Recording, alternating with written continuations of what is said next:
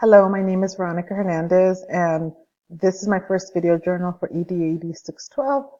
And in this occasion, I'm going to be talking about how the objectives relate to the current role or future role as a school administrator.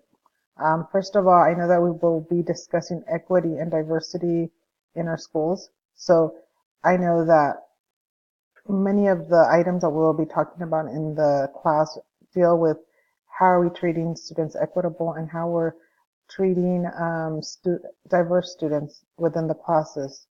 Are we addressing their needs? For example, I know this is very important in California because in California we have very many diverse students. For example, we have English learners, we have students with disabilities, we have homeless students, we have students who are socioeconomically disadvantaged. So I know that this course is going to be very valuable to understand so that we are using our data to support the learning that happens at the school. I know that we'll also be learning about the different resources that are given to schools in order to support those different populations. So I know that this is probably one of the most important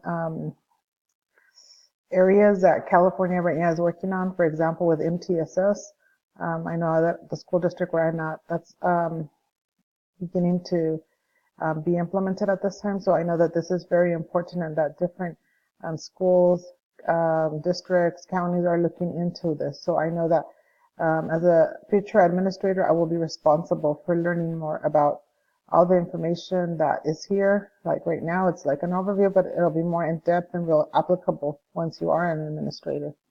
The next question is if I have any questions about the assignments, and they seem pretty straightforward. I know that I can always talk to my professor, Dr. Solis, so I'm pretty okay with the assignments right now. What are you looking to get out of this course? I have really, I'm very interested in MTSS.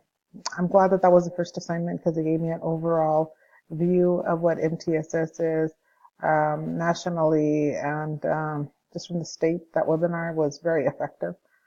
I had a lot of questions and the webinar answered a lot of questions that I had. So I know that I will be learning a lot about differentiating instruction, how it looks in the classroom. I love the part about universal design learning. That was just, that was awesome. I see teachers that are doing that in the school, and I know that for a lot of veteran teachers, they haven't heard too much about that. So that's something that I'm very interested in. I'm very interested to learning more about addressing the needs of our special ed population. I'm very much in support of and advocate of it because I have nieces and nephews who are in that population who I feel have not been served by it to this point as effectively as they should be. So I know that those are the important items that I know that I will get out of this course.